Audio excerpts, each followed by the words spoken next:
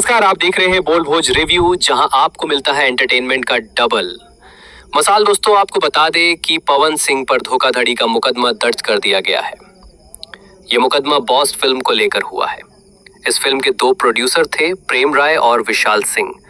प्रेम राय के द्वारा कुछ भी नहीं कहा गया है, लेकिन विशाल सिंह ने 3 साल बाद आवाज उठाई है कि उन्होंने इस फिल्म में लगभग 1,25,00,000 रुपए खर्च किए थे।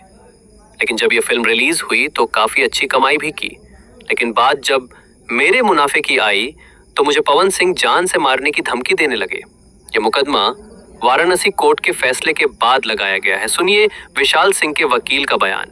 1.25 करोड़ के करीब का मामला है। पवन सिंह फिल्म के स्टार हैं और पवन सिंह के नाम पे ही आदमी पिक्चरों में पैसा लगाता है। तो पवन सिंह से मीटिंग हुई, पवन सिंह ने भी बोला कि हम इस पिक्चर में काम कर रहे हैं, आप आइए साथ में। और उसके बाद जब पैसा देने की बारी आई, पिक्चर हिट हो गई, तो उसके बाद जब पैसा देना था तो पैसा देने के बाद लोग धमकी